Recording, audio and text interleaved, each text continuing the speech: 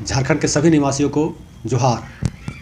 Hello दोस्तों, मैं आपका दोस्त जगन्नाथ पासवान। आज फिर हेमंत सोरेन जी ने अकेले मुख्यमंत्री पद का शपथ लिया तो लोग परेशान थे कि मंत्रिमंडल में कौन कौन से लोग शामिल हो गए। 9 से 12 दिसंबर तक चलने वाले शीतकालीन सत्र के पहले मंडल का विस्तार होना है। झारखंड में मुख्यमंत्री के अलावा झारखंड में अभी 56 विधायक जीत के आए हैं गठबंधन की तरफ से, इंडिया गठबंधन की तरफ से। अब 56 विधायक में से एक मुख्यमंत्री और 11 मंत्री, क्योंकि झारखंड में मुख्यमंत्री के अलावा 11 मंत्रियों को रखने का ही संवैधानिक बाध्यता है। अब सरकार के पास असमंजस की स्थिति में है कि 56 विधायकों में से किन किन को मंत्रिमंडल में शामिल किया जाए। सोच रहे होंगे कि हेमंत सोरेन के अकेले शपथ लेने की वजह क्या है। वजह सामने आ गई है। 56 विधायक होने के कारण उसमें से एक तो मुख्यमंत्री जी ही हैं।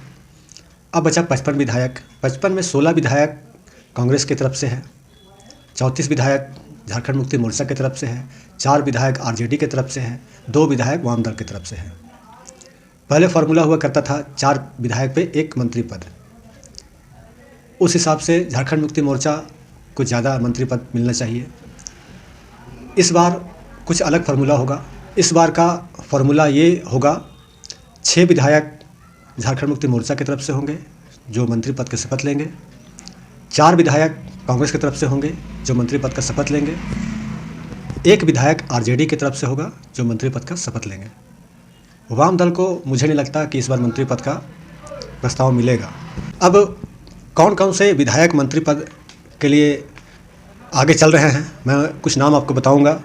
सबसे पहला है दीपक बिरुआ, दूसरे है हजीबुल हसन, तीसरे है रामदास सोरेन, चौथे है हेमलाल मुर्मू, रामेश्वर उरांव, उसके बाद अनूप सिंह छठे हैं, 7वें में है सुरेश पासवान जी जो देवघर से विधायक बने हैं आरजेडी की तरफ से।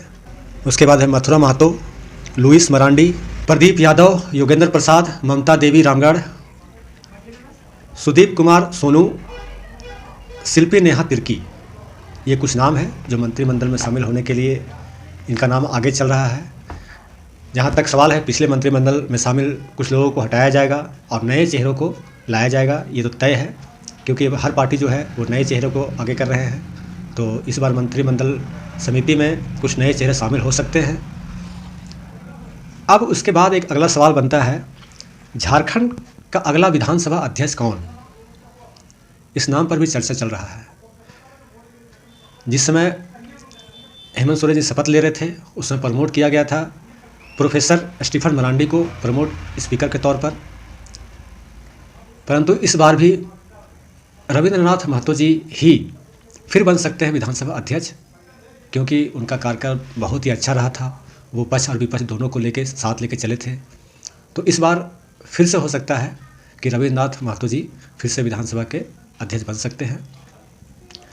इस बार के चुनाव में आप लोगों ने देखा होगा, एक अकेला शेर कई मुख्यमंत्रियों के अलावा भाजपा के दिग्गज नेताओं से टक्कर लिए।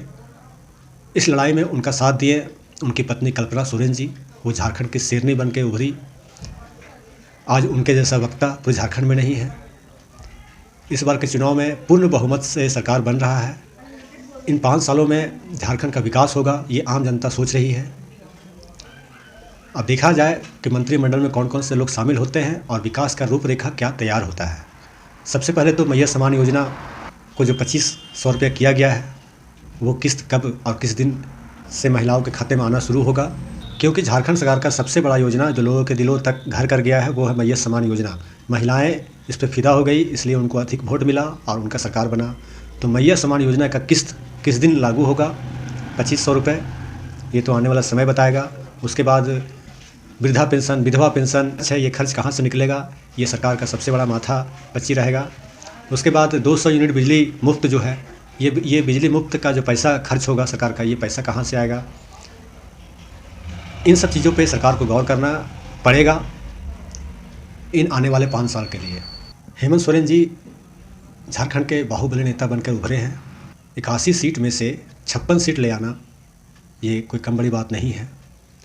इसलिए सरकार तो चलेगी अच्छी तरह से, क्योंकि पूर्ण बहुमत से है और कांग्रेस, जेएमएम, आरजेडी, वाम दल मिलकर सरकार बनाएंगे। सरकार किन किन योजनाओं पे काम करेगी ये तो आने वाला समय ही बताएगा। एक बात और अभी चर्चा चल रहा है कि झारखंड मुक्ति मोर्चा से गए हुए जितने भी सदस्य हैं, वरिष्ठ जो सदस्य हैं, उनको कैसे वापस झारखंड मुक्ति मोर्चा में लाया जाए। इनमें सबसे बड़ा नाम चल रहा है चंपई सोरेन। 3 बार के मुख्यमंत्री, चौथी बार शपथ लिए हैं मुख्यमंत्री पद के। तो इस बार लोगों में एक उल्लास है और लोगों का मानना है कि मंत्रिमंडल में उनकी पत्नी गांडे से विधायक कल्पना सोरेन जी को भी मंत्रिमंडल में शामिल किया जाए। पर उन्होंने खुद घोषणा किया था कि मैं मंत्रिमंडल में शामिल नहीं होंगी। लेकिन राजनीतिक में कुछ भी हो सकता है। क्या आने वाले समय में झारखंड में कल्पना सोरेन जी को मंत्रिमंडल में शामिल किया जाएगा? क्योंकि झारखंड के विकास के लिए कि कैसे उनको अपने दल में फिर से शामिल किया जाए। और भी कई तरह के नाम हैं, उनकी भाभी का भी नाम है, सीता सोरेन जी का भी।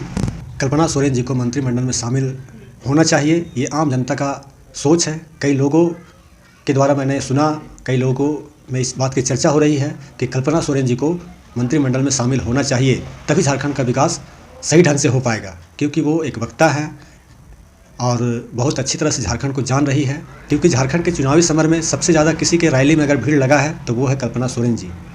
महिलाओं को उनसे आशा है। तो क्या झारखंड सरकार में इस बार कल्पना सोरेन जी मंत्रिमंडल में शामिल हो पाएगी? क्योंकि यहाँ की जनता का सोच है कि कल्पना सोरेन जी मंत्रिमंडल में शामिल ज़रूर हों, तभी यहाँ का विकास संभव हो पाएगा। अब आने वाला समय ही बताएगा कि कौन कौन से लोग मंत्रिमंडल में शामिल होते हैं। कुछ नाम तो आगे चल रहे हैं। अब देखिए पार्टी के वरिष्ठ नेतागण, चारों पार्टियों के वरिष्ठ नेतागण मिलकर क्या तय करते हैं, किनको मंत्रिमंडल में शामिल किया जाएगा, ये तो आने वाला समय बताएगा। 9 दिसंबर से लेकर 12 दिसंबर तक चलने वाले शीतकालीन सत्र से पहले ही मंत्रिमंडल का विस्तार होगा, ये तो तय है। मेरा वीडियो अगर आपको अच्छा लगे तो सब्सक्राइब ज़रूर कीजिएगा, लाइक एंड शेयर भी कर सकते हैं आप, और अपना आशीर्वाद मुझे देते रहें। अगर आप सब्सक्राइब कीजिएगा तभी मेरे आने वाले वीडियो आपको लगातार दिखते रहेंगे और आपको अच्छी अच्छी खबरें मिलते रहेंगी। झारखंड के सभी निवासियों को जोहार।